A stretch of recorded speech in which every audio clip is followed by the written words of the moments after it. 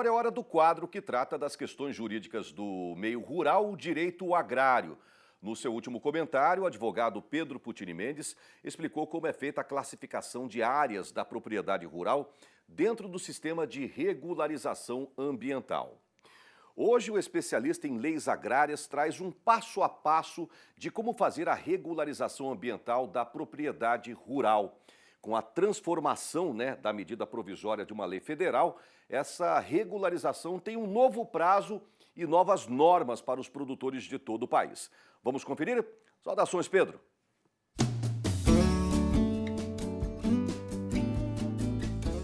Saudações mais uma vez no direito agrário, e o assunto de hoje é como fazer a regularização ambiental da propriedade rural. Parece um assunto já bastante comentado, mas nunca é demais. Nós sempre recebemos consultas e dúvidas a respeito da regularização ambiental, então é um assunto que também gera bastante dúvidas do produtor rural, tanto no dia a dia, na hora de fazer a conferência de seus documentos, quanto nas negociações. E com tanta fiscalização, é muito importante manter atenção a alguns detalhes. Então, de maneira bastante resumida, eu fiz um esquema aqui de fácil compreensão para que a gente possa entender da Constituição Federal até o Código Florestal como é o sistema de regularização ambiental das propriedades rurais no Brasil. Vejamos só.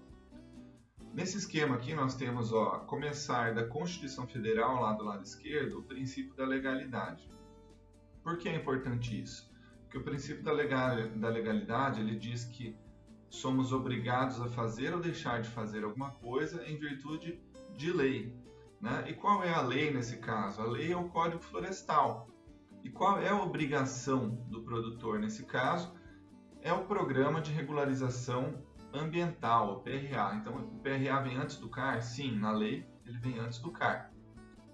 O PRA, pelo Código Florestal e pelo Decreto 7830 de 2012, que regulamenta o Código Florestal, o PRA ele compõe 4 ferramentas. E uma delas é o CAR, a outra são os termos de compromisso, a outra são os projetos de recuperação de áreas degradadas ou alteradas e a outra são as cotas de reserva ambiental. Então, através dessas 4 ferramentas, o produtor rural vai tornar regular, ambientalmente regular, a sua propriedade rural, ou seja, fazendo o cadastro ambiental rural, que é uma obrigação, e aí nós temos ali mais uma subdivisão. A obrigação do CAR é cadastrar 3 áreas, basicamente, as APPs, reserva e áreas de uso restrito.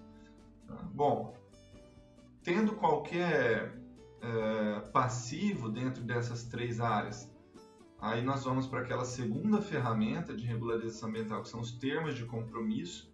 O órgão ambiental vai convocar o produtor rural para assinar um termo de compromisso. Já diz o nome, ele compromete-se a regularizar alguma das áreas que foi declarada como passivo dentro do CAR. Feito esse compromisso, em outro momento ele será convocado a apresentar um projeto, que é a terceira ferramenta do PRA. Os engenheiros vão poder fazer aqueles projetos onde o produtor se compromete com um determinado cronograma de tempo, e custos e formas de fazer a recuperação desse passivo em reserva, em APP ou em área de uso restrito. E em caso de ativos ambientais, ou seja, não está devendo nenhuma metragem de área em APP ou reserva, mas sobra área para negociação, essas áreas podem ser convertidas em cotas de reserva ambiental. Então, de maneira bastante esquematizada, é assim que se faz a regularização ambiental de uma área.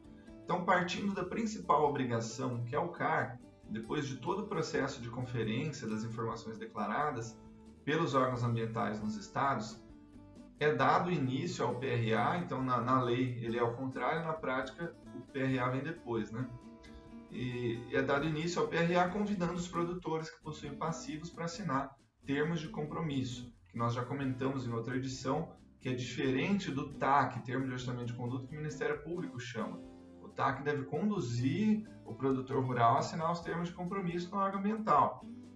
Então vejamos esse outro esquema que eu trouxe aqui para ilustrar, na prática, essas etapas, né? Então, eu ilustrei na teoria, agora ilustro na prática como se faz a regularização ambiental. Primeiro, a inscrição no CARC, depois a adesão ao PRA, declarando ou não os passivos ambientais, termo de compromisso, uma proposta simplificada do que será feito, né? Independe de projeto técnico, e depois apresenta o termo de compromisso definitivo com um projeto técnico dizendo a forma que vai ser recuperada essa área.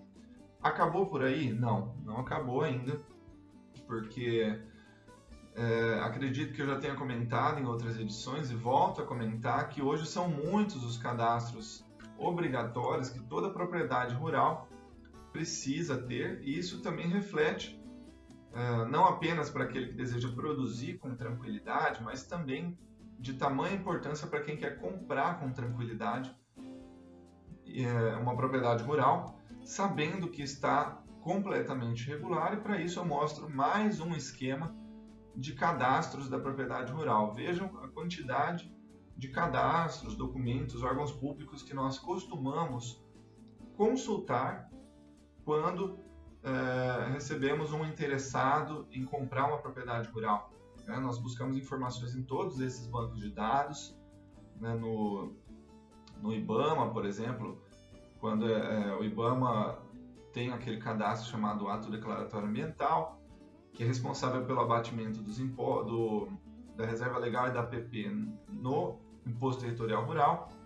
Nós temos o CAR, temos também o ICMBio como banco de dados consultado para ver se essa área está em conflito com alguma unidade de conservação ou que tem alguma restrição de uso nessa região. O registro de imóveis, para verificar as matrículas, a FUNAI, banco de dados que a gente confere se tem algum confronto com terras indígenas.